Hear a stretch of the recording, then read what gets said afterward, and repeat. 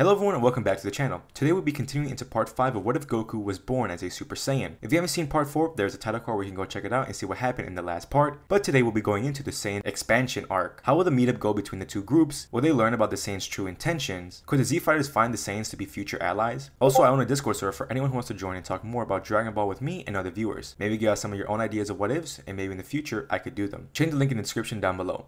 Without further ado, let's dive into part 5 of What If Goku Was Born as a Super Saiyan. So the Z Fighters teleport to Planet Namek and instantly feel the ki of the Saiyans, and quickly they grow slightly worried. Yamcha can sense how powerful their energy is compared to what he currently have. Even with Kaioken, they would stand no chance, but they do not back down. Arriving to where everyone is at, Yamcha, Krillin, 16, and Jocko would all jump in to attack the Saiyans, letting the Namekians know that they are not to be trusted. Hearing this, Nail would fuse with 3 nearby Namekian warriors, boosting his power level from 42,000 to roughly 120,000. There is no multiplier based on Namekian fusion, so I am going off only by estimate. After this fusion, it would make Nail slightly stronger than Broly, as his power level is around 90,000 in his calm state. He doesn't really want to tap back into his rage state, as he isn't able to control it fully. Even though alone Nail can handle Broly, the other 4 fighters are having a tough time against Kakarot. In base alone, Kakarot's power level is around 100,000, so now it makes his Super Saiyan state at 5 million. Kakarot usually tries to stay in a Super Saiyan form as long as possible, and would train in this form as well, so the growth would decline a bit since Kakarot and Bardock wouldn't have thought about training in their base form yet. Kakarot easily handles the 4 opponents that he is facing. Yamcha and Krillin are upset that no matter what they throw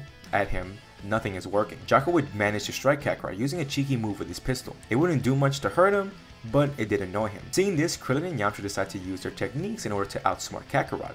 Throwing a solar flare, Krillin manages to blind Kakarot, and then Yamcha goes up to Kaioken times 5, charging up a spirit ball. Krillin is slightly worried for Yamcha as they haven't tried to go up to Kaioken times 5 yet, and it could really take a toll on his body. Yamcha would throw the spirit ball right at Kakarot, hitting him multiple times, and then sending him crashing down into the floor as a huge explosion occurs. Then 16 would follow up with using his blast cannons to shoot right at Kakarot at full force. As they stop to catch their breath, Yamcha would collapse to the floor, being almost knocked out from pushing his body too far. They believed it was over, but Kakarot got back up with only some scratches and his armor being broken, but overall, okay. They all stood there stunned that after all their effort, he still stands like it was nothing. Kakarot would look over to see Broly struggling as he was holding back his anger so he wouldn't lose control, but it was costing him the fight. As Nail was about to punch Broly, Kakarot would jump in, protecting Broly and catching Nail's fist. He says that he's not here to fight, and they are serious about their offer of protection and job for hunting any bad guys. Nail would then hear Guru's voice in his head telling him that the Saiyans are telling the truth. Nail would apologize and let everyone know that the Saiyans aren't a threat. Jocko feels a little silly for causing a brawl to start out,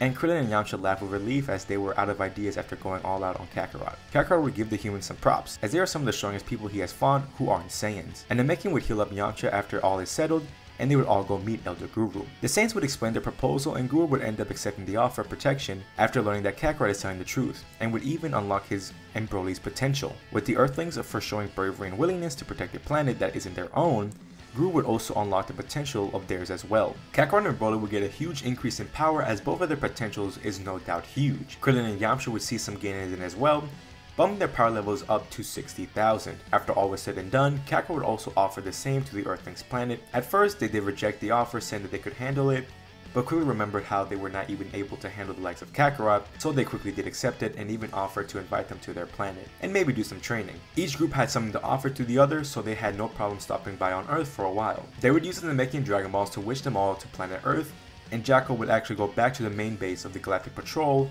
to notify everyone that the Saiyans led by King Bardock are the Saiyans to be trusted, but the Saiyans led by King Vegeta are the troublesome ones. Once they arrive on Earth, Bulma is caught off guard on why the Saiyans are here on Earth, but Yamcha calms her down, explaining everything to her. She's relieved that everything turned out okay, but is somewhat worried that the Saiyans are many times stronger than any protector on Earth. They would fly over to the lookout, and Kakarot would point out how the gravity on this planet is much weaker compared to how it is on their planet. Yamcha would explain that they had done some gravity training when they were dead in the other world, and hearing this shocked Kakarot, not knowing a realm like that even existed. Though the idea of a gravity room did come to Yamcha, and would consider giving the idea to Bulma to help him and Krillin grow much stronger. Once they arrived to the lookout, Goku would power down from his Super Saiyan form, as he did had it active for a good while. When Krillin and Yamcha sensed his power, once more, it was far less than what it was when he was blonde, and would ask Kakarot about it. Explaining his Super Saiyan transformation and questioning how they were able to sense his energy without a scouter, both Yamcha and Krillin would chuckle, and give the Saiyans the first lesson on how to sense ki. The two groups would begin training, with Yamcha and Krillin teaching them some techniques and how to fight more strategically,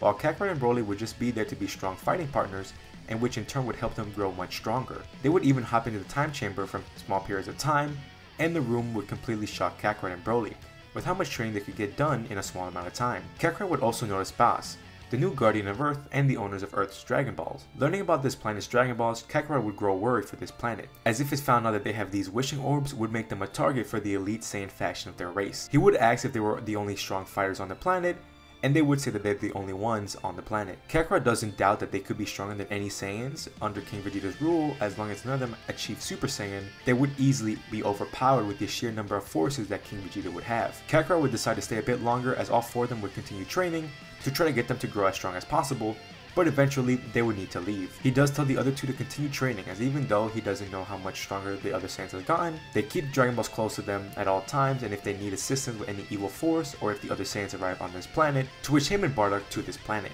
They would thank Kakarot for all his help and heads up, as this gives them motivation to train even harder, as seeing how strong Kakarot is would make them push even further, as Kakarot and Broly would say their goodbyes. We would hop over to Raditz and Turles and Tarbles, as they would go around planet to planet offering their services until they land on a planet that was completely in ruins. The planet looked completely dead, as if it was sucked out of all life that it had. They adventure around trying to figure out what had happened, but every living thing they came across looked dead. They would end up coming across a person who was barely alive. They would quickly come to them and ask what had happened. The only words that they heard from the person they came across before he died from their wounds was something called the Tree of Might and a name.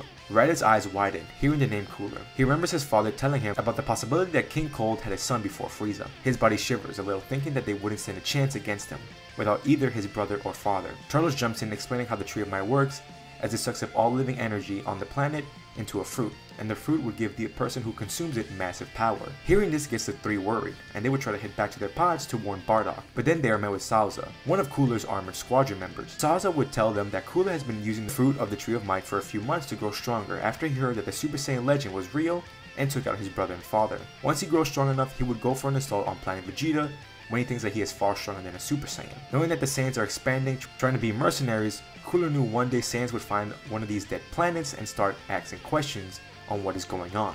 And Salza says that he will end all of them where they stand. Salza stands at a power level of 170,000, with Raditz and Turles at 60,000 and Tarbles at 40,000. So together they can almost match up with him, but it would not be an easy fight. Tarbles and Raditz would try to use teamwork to overpower Salza, but even then still struggles a little with trying to overpower him. Tarbles comes in trying to balance out the fight, but he is hindered as he still does not like fighting.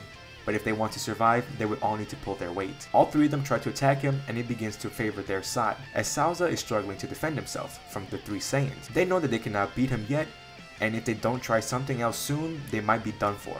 So that's when Turles and Raditz would decide to transform into their Grade 8 form, and this would give them a big power boost. They go on to attack, trying to hit Salza, but he manages to dodge all the attacks, and would even cut off the tail of Turles. And when he sees Tarbles, he shoots right for him, aiming to take him down, but then Turles shows up right in front of him as he grabs Salza and flies right towards Raditz's hand, as he would grab a hold of Salza, and proceed to crush his body, rendering him useless. Raditz would then return back to his normal state as they surround Salza. He would just laugh, saying that they will stand no chance against Cooler, even with the power of the Super Saiyan, as he spits out blood. Raditz doesn't want to hear this anymore, and would shoot a key blast to erase Salza completely, but he did remain with a nervous look on his face. Afterwards, they would quickly head back to their space pods and return to Bardock to warn him of the possible threat of Cooler. We finally pan over to Vegeta, as he has been gone for quite some time. When he left the planet, he needed time to think. He didn't know how to feel, as he was basically disowned by his father. A part of him started to hate that he was from royalty. He was hated by them and most people that stayed on Planet Vegeta, so he felt like he was alone. He felt like he had no place, so he would wander around the galaxy just being a nomad. He would start from planet to planet, fighting any battles he could. Even though he did it just to get some fighting in,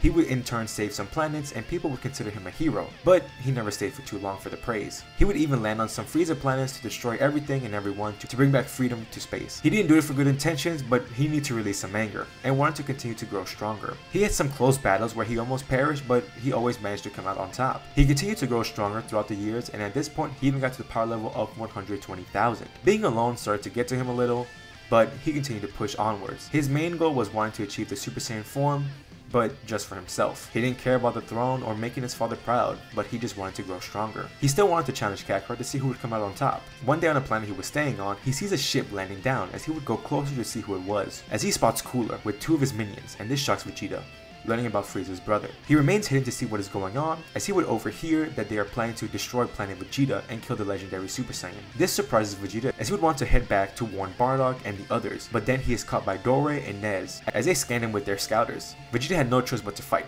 Alone and much weaker than the two, he is beaten brutally, almost to the brink of death, as they would send him flying with a ki blast that causes a huge explosion and bury Vegeta in a massive pile of rubble. They would presume him dead and would notify Cooler. They would plant a tree and gather the fruit and would then leave to another planet, but just in case, Cooler shoots a beam to the planet's core as the planet would begin to erupt. Vegeta would wake up and slowly move the rubble that's on him. He sees how the planet looks dead and about to explode, so he quickly tries to run over to his pod. His injuries make it difficult to get there, but he would manage to do so, but would pass out when he puts in some coordinates to get out of the planet, but he manages to leave in the nick of time. And that's where we're gonna leave it up for now. Tell me how y'all think about what I did with the 5th part and how I did with the Saiyan expansion arc. What do y'all think about the meetup of Kakarot and the Earthlings? Will Raditz and Co be able to warn Bardock about Cooler? Will either Kakarot or Bardock be strong enough to face Cooler? And where has Vegeta gone to now? What could have happened differently? Leave your thoughts down in the comments down below. I would love to hear them. If y'all are interested and enjoyed, please leave a like and subscribe. Hit the notification bell to be alerted whenever I post another part. Thank y'all so much for watching, and I will see y'all in the next part. See ya!